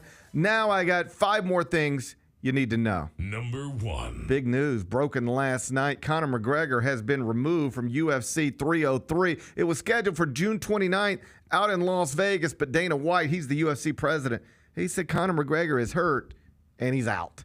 And I read a column last night, Bennett. It was a takedown of Conor McGregor. And you know what the columnist suggested? You'll never see Conor McGregor in the octagon again because he's gotten too rich and too famous and too comfortable, and he don't want it the way he used to want it. He's basically Rocky III. That's what the columnist suggested. I mean, I don't think he's ever going to fight again in the UFC. If he was never going to fight again in the UFC, why was he planning on fighting again in like 2 weeks? Because he was facing an opponent that he looked like he could get a win against, but then Michael Chandler? Yeah, but then he's a bum? I don't know if he's a bum. He's past his prime? I don't know. I think that it was just a fight that was going to be kind of a layup for Conor. I mean, here's the thing is, like, these things, as someone who watches the UFC, like, these things end fast in that sport. Like, it's not, you rarely see, like, the guy that just fights forever and becomes, like, this legend and continues to fight deep. Like, once the decline starts to happen, it happens quickly, and then they're out of it, right? And I mean, just what's his goal? Like, is his goal to fight guys that he can beat and try to rack up, because I think he's lost 4 or 5 of his last fights. He's lost 3 of his last 4 fights. And I mean, what's his goal? Like, do you want to get back to the top of the lightweight division? Because he's not going to do that. Like, he cannot beat those guys at the top of that division anymore. He has 0 shot of that. So I think that you're not going out on top because you're coming off a loss, but I think that he's probably realizing now that he's getting into, Hollywood and all this kind of stuff. He's doing movies. I think you kind of just let it go. Some of the greatest fighters of all time. Do you know what they've explained? It's very much the story of Rocky Balboa in Rocky 3. Like, in Rocky 1, you just punching slabs of meat, running through the streets and eating, eggs straight out the shell. Mm-hmm. That's Rocky 1. Yep. Then you get a little money. You get a little fame. Gets a little harder to get up every morning to do these things. Great fighter, legendary fighter once said, it's hard to get up and run at 5 a.m. when you sleep in silk pajamas. Yeah, that's a good point. Conor McGregor, if you'll follow along here, he's been sleeping in silk pajamas. I mean, I don't know if that's true. Like, the guy's been training his ass off to try to get back. He did suffer a couple bad injuries. Now it sounds like he's got another injury. It's kind of like, it reminds me a little bit of like Floyd Mayweather. Like, once you kind of know that you're not going to be able to compete, because Floyd couldn't compete with the top boxers but he never lost. He never did lose. Floyd's brilliance was knowing when to take fights. So it's like, let's take the Manny Pacquiao fight when Pacquiao's a little too old. Mm-hmm. Let's take the Canelo Alvarez fight when Canelo's a little too young. Like, he went and got Canelo. You could see Canelo was about to be the best fighter in the world, but it was maybe like 2 years away. Let's go get him right now, because I don't want to mess with him when I'm 2 years older and he's 2 years older. So Floyd was brilliant about really knowing when to take a fight, when not to take a fight, but he never lost. Yep. He just walked away. But to your point, when he walked away? When he realized, if I keep doing this, I'm going to get caught. Because that's the story of particularly great defensive boxers like him. Roy Jones Jr. went through this. You're so quick and you're so gifted, but eventually with age, it slips. And you don't know it till you're looking up because you just got knocked out. Like, Roy Jones Jr. never fought in any sort of traditional way. Hands were always down. Like, because I used to cover boxing. When I was at the Commercial Appeal, we had all these fights, and I don't think we had a main boxing guy, but I was involved in most of the fight coverage. So I got to know these people and be around these people. Roy Jones, Antonio Tarver, Mike Tyson, Lennox Lewis, Glenn Johnson. Like, I did all this stuff. And one of the things they would tell you with Roy Jones is, like, you would never teach somebody to fight the way Roy Jones fights. Hands are always down. He's always exposing himself. He was so quick, though, and he could see everything so immediately that he could get away with it. And then what happened? He got a little bit older. Antonio Tarver popped him one time, and then everybody started hitting him. He went from can't be touched to, man, they touching you a lot. And when it's over, to your point, it's over quickly. It's over. Mike Tyson, it's over. Yeah. When it's over, you can keep going in there, and you look the same. And we remember the great parts, but once the bell rings, it ain't the same anymore. Yep. And McGregor he's been there for years. Yes. I think that I think the pride thing comes into it big time. Like, you can take these fights against guys that you can beat and sell a ton of pay-per-views if you're him. But he's just I don't think he's ever going to he'll never take a big fight against one of the top 5 ranked lightweights in the world. I don't think he'll ever do that again. You'll never see that. How much does this impact pay-per-view buys? For this one, yeah. I mean, they got Alex Pereira on the card. I think it's a title fight. I don't even know who that is. It's a pivot. I mean, he's. I'm this UFC, and really, fighting in general. I'm this type of fan. I would have bought the Conor McGregor fight just because, like, it's him. Yeah, it's him. I would have bought that. The rest of it, I don't. I'll ask you what happened. Yeah, it'll be interesting to see like who their next big star is, because you're clearly, if he's done, you're clearly losing. Like, who is the biggest star in UFC right now? Who is it? I mean, I think that because there are times when it's like it's Rampage, I know that, or it's Chuck Liddell, I know that, or it's Conor McGregor, I know that. There's a lot of who is that? Because I don't know who the star is right now. I mean, there's a lot of up and comers. Like I'd say Leon Edwards, Alex Pajea. I don't know any of these people. Yeah, see, I mean, I think Usman's a guy. That how do you reach me? Conor McGregor reached me. Rampage reached me. Chuck Liddell reached me. How does nobody out there right now is reaching me? Israel Adesanya is a star. I know that name. Yeah, but no, I don't. There's no one on his level yet that is. There's no one even close to that yet. It's gonna take someone stringing off a bunch of wins. The other thing too, like I think like for American viewers and things like that, like the guy at the top of the lightweight, Makhachev, like he's one of those like Khabib type Eastern European fighters that just doesn't have a personality. Well, even Ronda Rousey broke through. She reached, it's hard to latch onto him. Me. Yeah, but there's nobody, as far as I know, there is nobody working right now who has been able to break through in a way that it reaches me. No, not they don't have that right now. Got to get that. Yeah, they don't. It's just going to require somebody stringing off a bunch of wins. Boxing doesn't really have that right now either. Yeah, because Dustin Poirier, the guy who beat McGregor a couple times, like he just lost in the last. So I mean, maybe Terrence Crawford is that, but like boxing doesn't have like in the fight game. You have these moments where it's like Mike Tyson or Conor McGregor or Floyd Mayweather or Roy Jones. You have these moments where Oscar De La Hoya.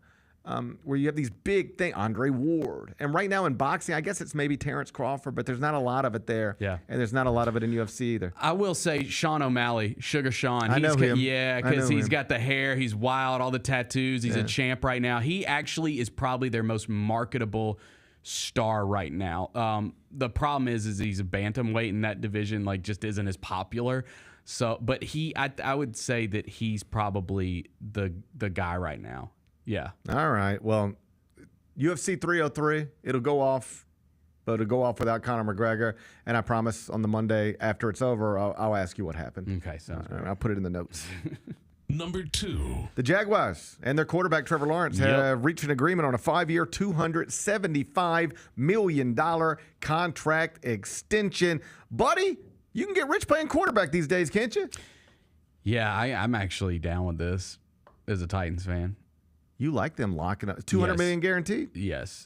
I think you have to do it if you're the Jags. I mean, I think he's a good quarterback, but it is why we live in a world. He doesn't scare me. We live in a world now where if you are a good quarterback, like if somebody, if your bosses say, our quarterback, he doesn't suck, right? You can get $275 million. 100%. You just have to not be like, God, our guy sucks. It's like, is he the best quarterback in the world? No. Is he one of the 5 best? No.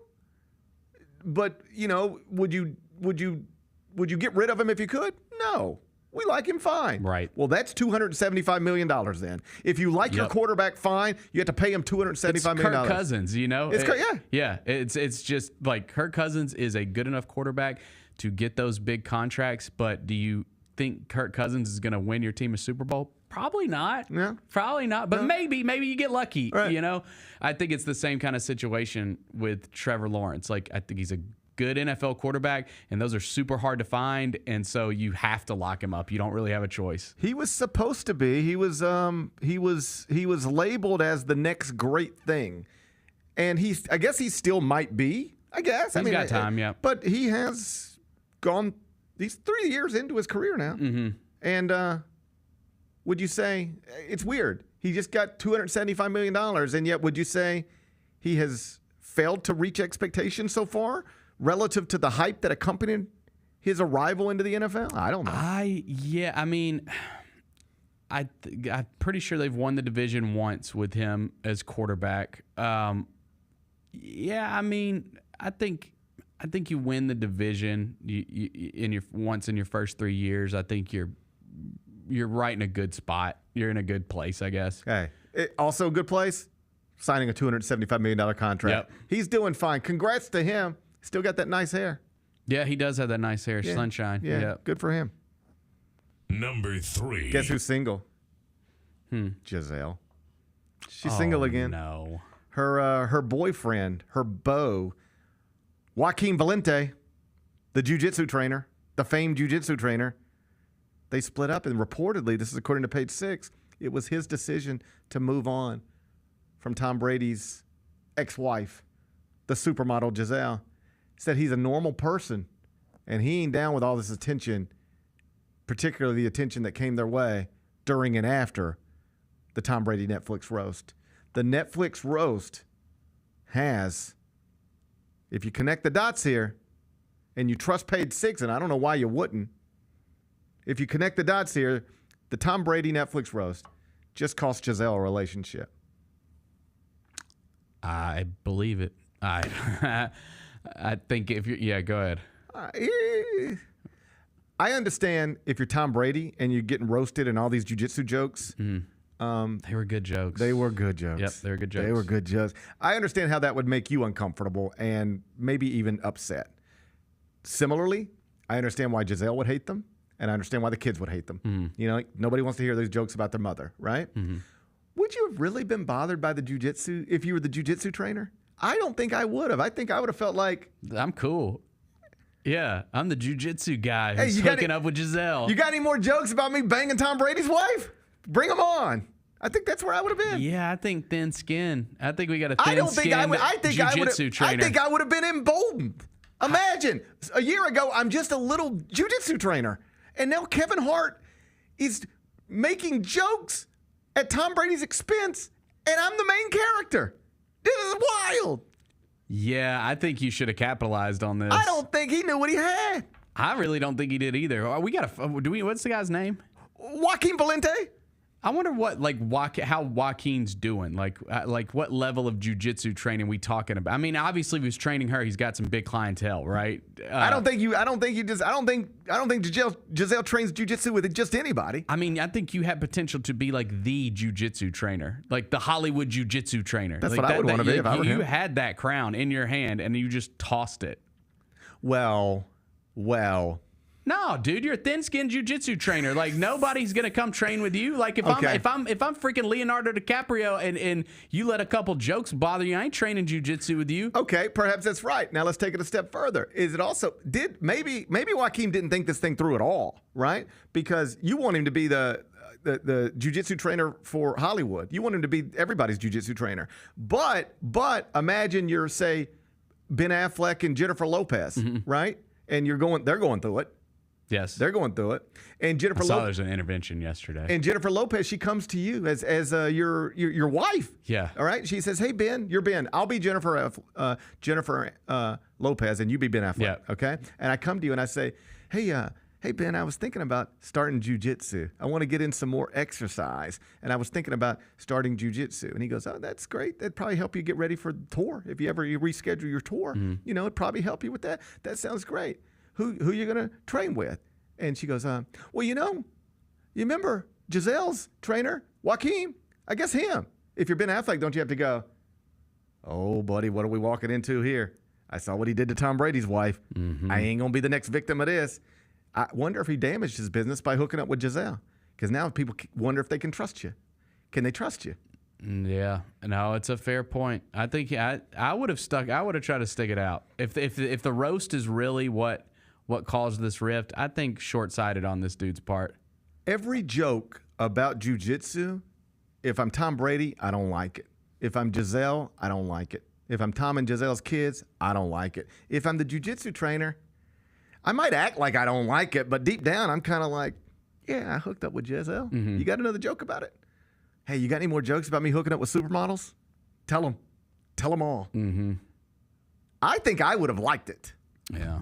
I don't think that would have made me break up with Gisele. I think that would have made me feel prouder of the situation I find myself in. But to each his own, you know? Yeah, to each their own. To each their own. Number 4. Bronny James. What's up with Bronny? Worked out for the Lakers yesterday. I saw that, yeah. Pre-draft workout with the Los Angeles Lakers. He, of course, is the oldest son of the NBA's all-time leading scorer. And there's some thought, not that the Lakers are going to take him with the 17th pick, because you cannot do that. That would actually be the worst thing that could happen to Bronny James, because when he is then, disappointing in the G League, then you got a whole fan base going, we could have taken someone who's going to play for us. As opposed to our best player's son who doesn't belong here. So they're not going to do that. But they do have the 55th pick. And I guess in the spirit of, if he's still on the board at 55, and what else are we going to do at 55? And if it'll make our biggest employee happy, then and ensure that he re-signs with us, then maybe we just do that. If you were a Lakers fan, would you have any objection to them using the 55th pick on Bronny James? No, I think that's a second-round pick. I think makes sense just because, again, like I think the name carries so much weight. And you're obviously trying to please your superstar, who's still one of the best players in the NBA. I don't have any problem with that at all. I don't value second-round picks like that, so I think it's fine. If you're Bronny James, and I told you right now you could be picked in the 40s by a different franchise or 55th by the Lakers, what would you rather do? I think he's saying all the right things.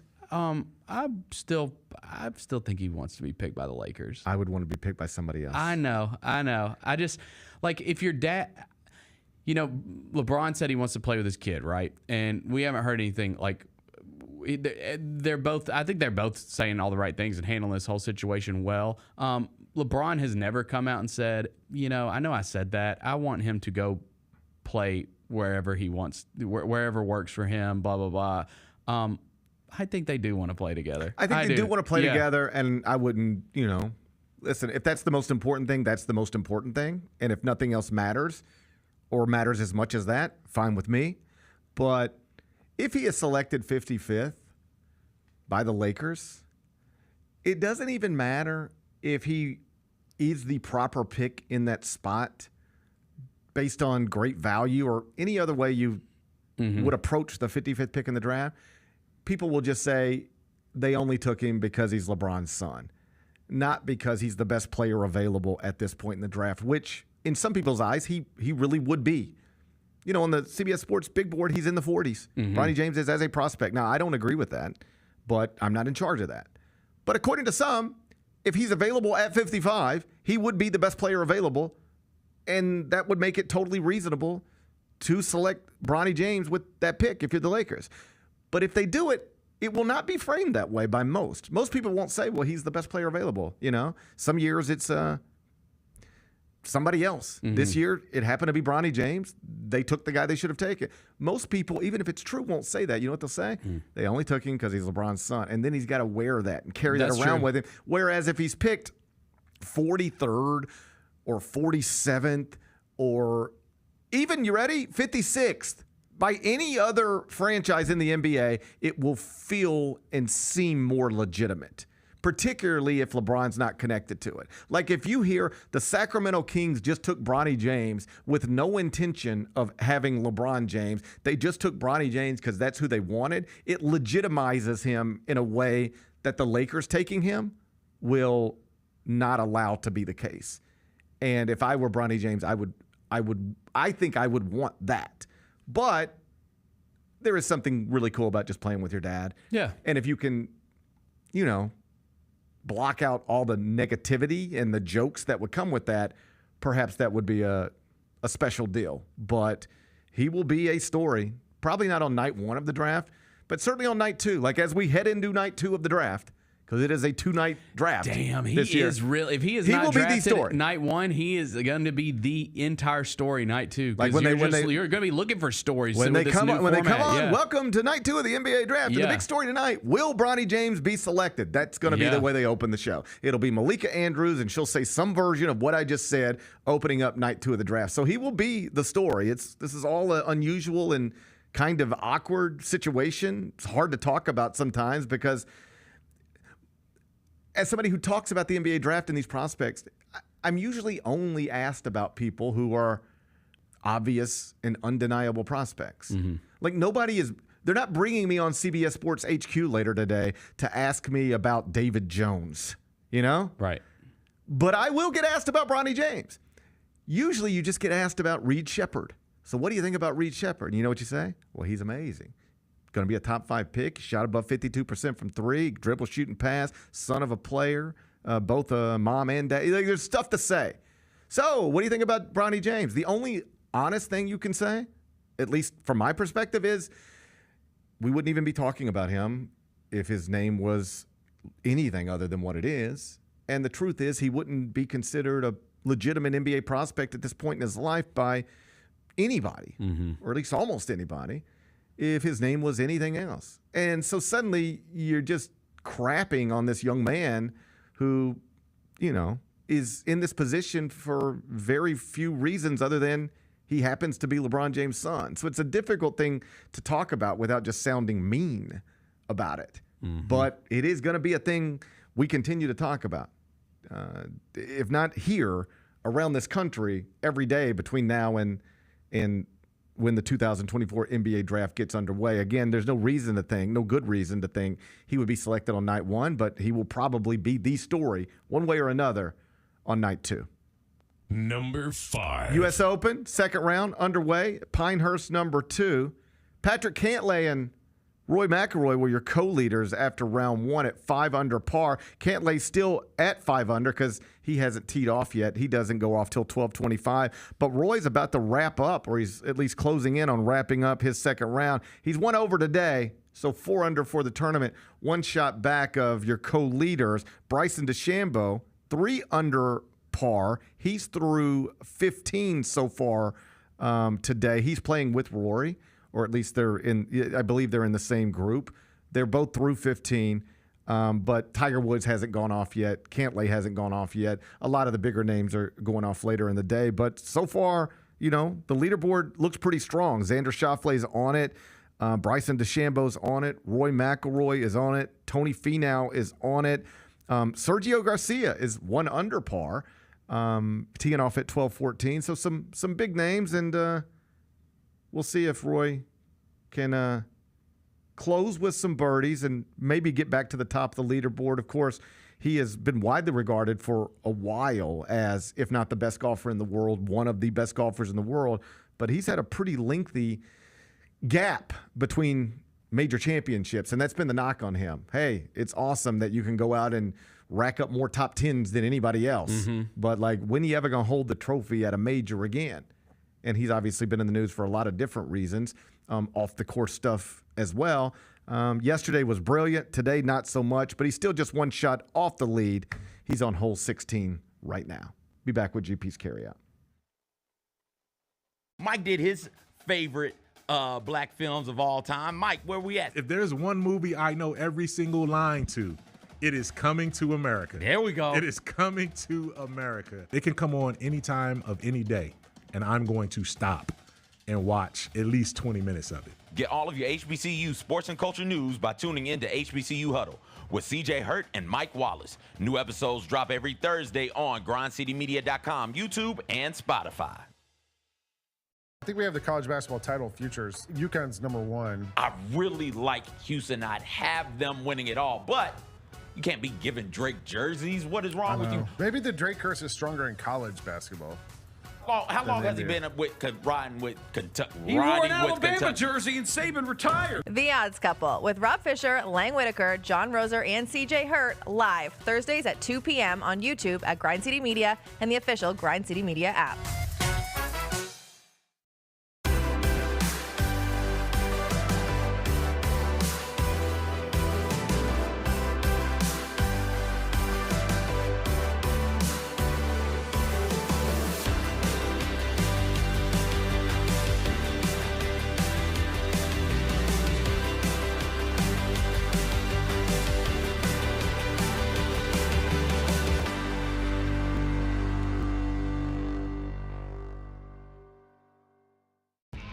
When it's all on the line, you turn to the strong, the stable, the unwavering. To those with a history of raising their performance, to meet the moment. It's true in basketball. It's true in banking. Grizzlies checking from Pinnacle. Play hard, bank easy. Open a Grizzlies checking account with at least $100 and a recurring direct deposit by August 31st, and you could receive a $200 direct deposit bonus into your account. Details at grizzliesbanking.com. Member FDIC. Let's face it, there's a lot of trash talk in basketball, but the great teams let their performance do the talking. Like Ford F-150 with Pro Power on board, a class-exclusive industry-first feature that turns your truck into a mobile generator and leaves the competition speechless. Ford F-150, official truck of the Grizzlies. Greatness starts here at your Mid-South Ford dealer. Class is full-size pickups under 8,500 pounds, GVWR.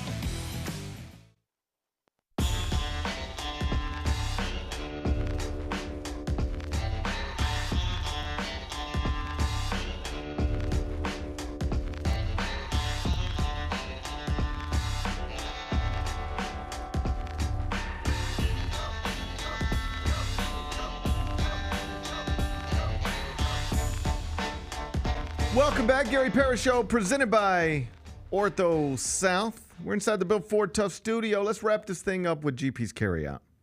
It's time for GP's Carryout. One final segment filled with stuff to take with you. It's not everything you need to know, but it's most of it. What did we learn today? A whole bunch of stuff, but we mostly focused on Game 4 of the NBA Finals because it's tonight. It's going to happen in Dallas. It's an elimination game for Luka Doncic. The good news is that he has historically been great in elimination games. 35 points per game. That's the highest points per game average in elimination games for any player in the history of the NBA. That's the good. That's the good. The bad is that he's been really bad, at least defensively, in this series and throughout these playoffs. Perhaps it's, a lack of ability, just on a very basic level, compounded by a bad ankle, a bad knee, and a chest contusion that he's been having to get shots, pain-killing shots before each game just to be able to perform. Either way, his legacy is not on the line tonight, but in some ways his reputation is. If he comes, because now we're going to be watching. It's when really you start to hone down on something, and now everybody's looking for it. So it's like, okay, let's see. The first time he gets bumped and there's not a whistle, is he going to start bitching to the officials again? All right, he gets put into a ball screen, and now Jason Tatum's got him, ISO. Is he going to go right by him again? Jaylen Brown right by him again? Or is he going to be able to stay in front of somebody? Like, we're going to be watching these things that some people don't naturally look for. And then it'll be spliced up, put into a package, and they'll talk about it on SportsCenter when it's all over. So they're going to be good conversations. Like, what's going to happen tonight when the game is over and they kick it to SportsCenter and they're bringing on all these NBA analysts, right? Are they going to be saying, man, Luka Doncic with his back against the wall after being criticized more harshly than he's ever been criticized before? He really showed up in Game 4. The effort was there. The energy was there. And now he'll head to Boston for a Game 5. Don't know where this series is headed. Probably still the Celtics, but Luka Doncic, he stood up tonight. Is that the conversation we're going to have? Or is it going to be, got swept right out of this thing, couldn't guard anybody, terrible attitude, terrible body language. He's got a lot of stuff to fix if he ever wants to, as Brian Windhorst said the other night, walk out of the winner's tunnel. What kind of conversation are we having tonight? Again, the season is probably over before the weekend is over one way or another.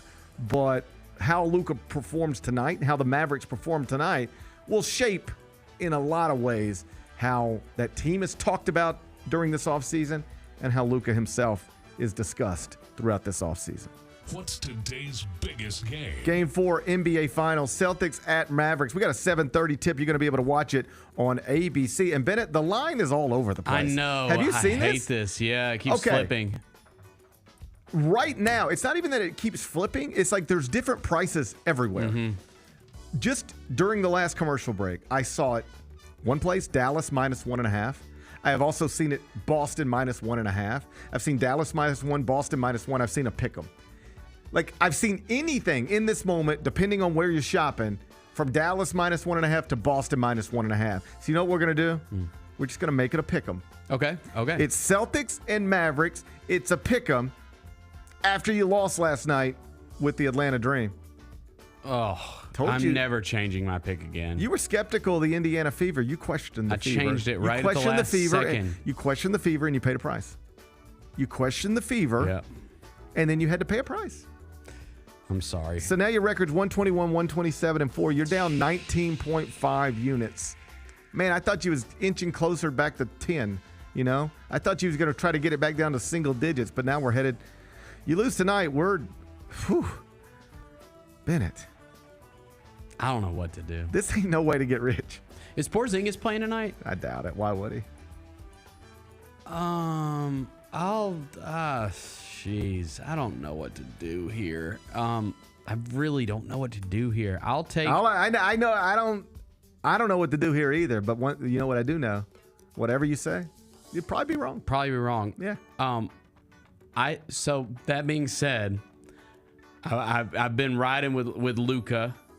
I think he's the best player in the world. This is a bad week to say that. I think Boston's gonna win. I think Boston's gonna win tonight. I do. You think and hoist the trophy. You think it's over? Yep. The Larry O'Brien trophy. But I'm gonna take the Mavs because I think Boston's gonna win. You're doing that thing you do. I'm doing the reverse psychology. You're tricking yourself. I think Boston's gonna win. Playing jokes on yourself.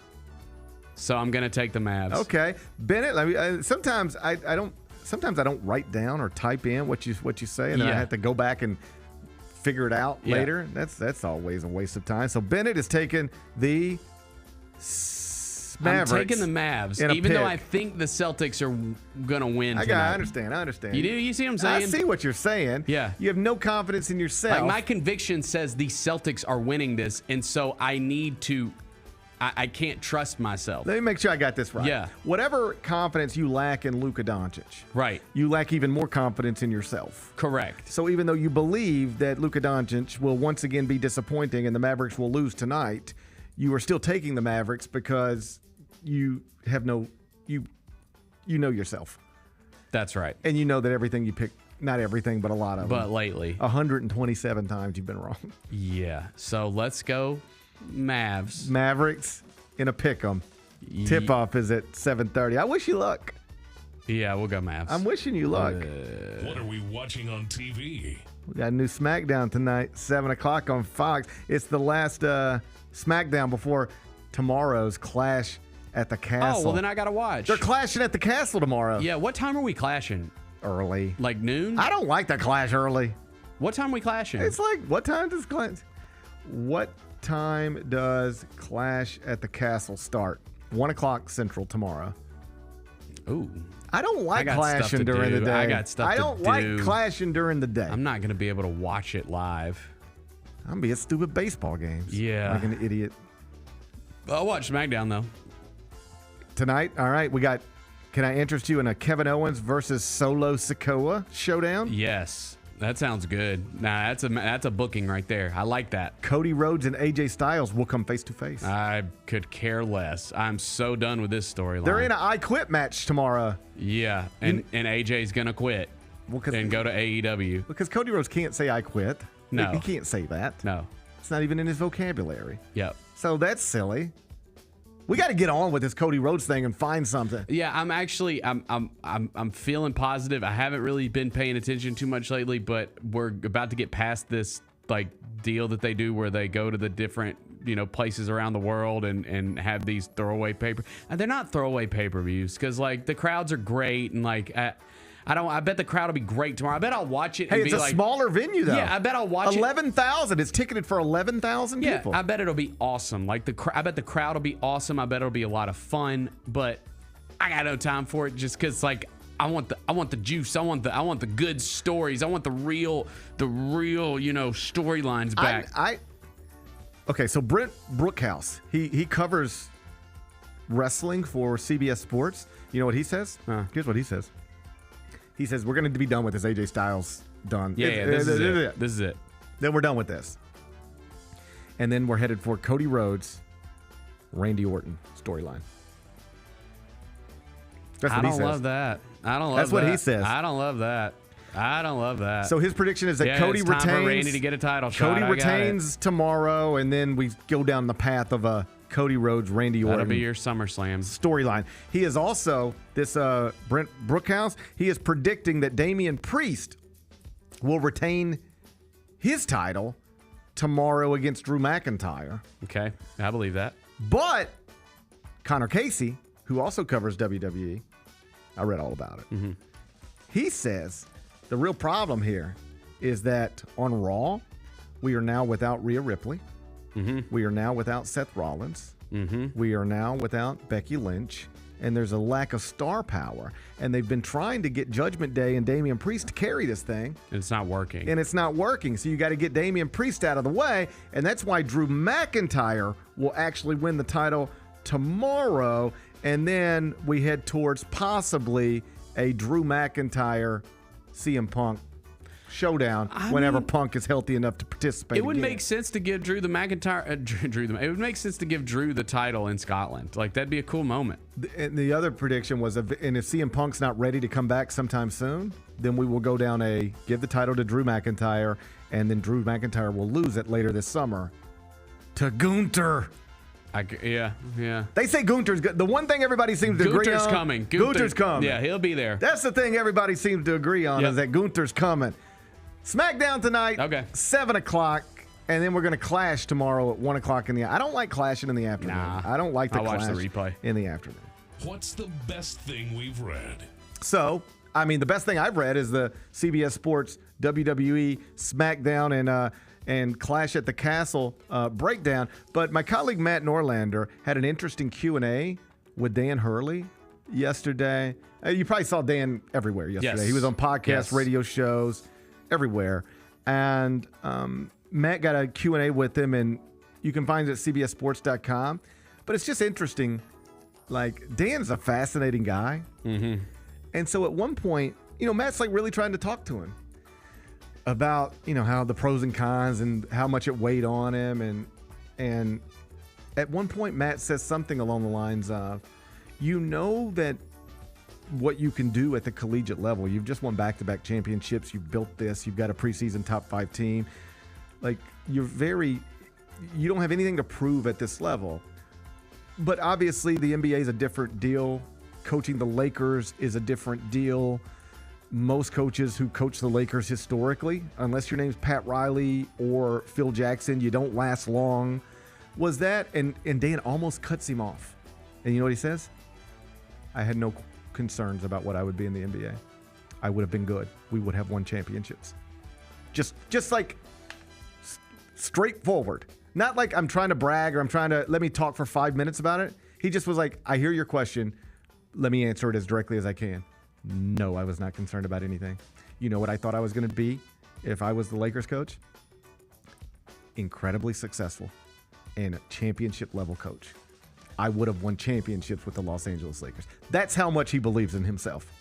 And I know it might sound arrogant, cocky, but if you know him and you heard the way he speaks about it doesn't sound that way. Mm-hmm. It reads that way, but it doesn't sound that way. He's not a cocky guy. He's not an arrogant guy. He's actually very self-deprecating and he's just a fascinating guy, but he believes in his ability to coach basketball, to develop players, to run a program. He believes in his principles. He believes in his talent. And I just thought, to me, that was the most interesting comment in the whole thing. Like, a different person might have said, yeah, I would have a lot to learn and there would be an adjustment period, but I'm really intrigued by it and I would have loved to have seen how it would have gone. Yeah. He was just like, no, I would have won championships. What are you talking about? What would I have done with the Lakers? Won championships. That's what I would have done. And also, this shouldn't surprise anybody, left open the possibility that he will coach in the NBA someday. Mm-hmm. In fact, we have a dribble handoff that's publishing today, cbssports.com, and the question was presented to us. Name a college basketball coach that you could see jumping to the NBA sometime soon. So Norlander went with Tommy Lloyd at Arizona. Mm-hmm. Somebody else went with Nate Oates at Arizona. Somebody else went Tony Bennett at Virginia. You know who I went with? Dan Hurley. Yeah. Name somebody. The whole point of the question is like, given that Dan Hurley just interviewed with the Lakers, who's a college coach you could see jumping to the NBA sometime soon? Dan Hurley. Maybe next year. Yeah. He won't always be coming off of back-to-back national titles with a chance to win the third. He won't always have an opportunity to be the first person since John Wooden to do this, and that. But that's what he has right now. Next time an NBA job pursues him, he won't be in this situation at UConn, presumably.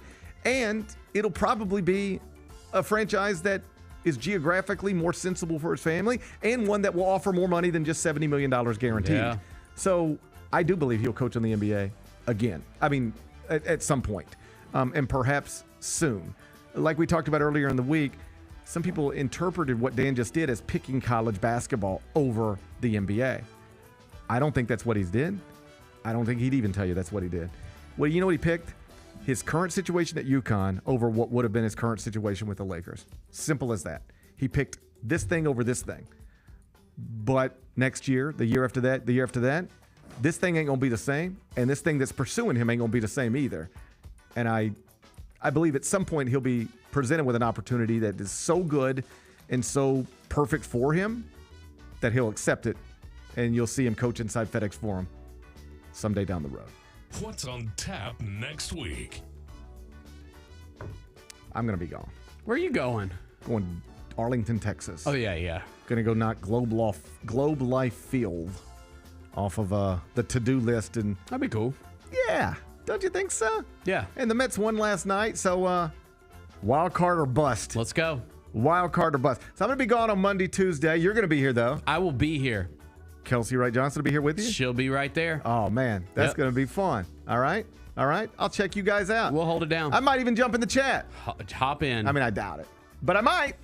It's all good. We'll see. Enjoy your vacation. You know what? I'm just going to take a couple days and I'll be back. Yep, sounds then good. Everybody's going to be off for Wednesday. Yes. Big holiday. And then, so I'll be back on Thursday. All right? Sounds good. I'll see you guys Thursday. We'll hold it down. Is that okay? Yep. I'll see you Thursday. So enjoy your weekend. I'm going to enjoy mine. And Ben and Kelsey will be here with you 10 o'clock on Monday. You try to be here. Till then, be careful, be kind, be good. Rep your hood.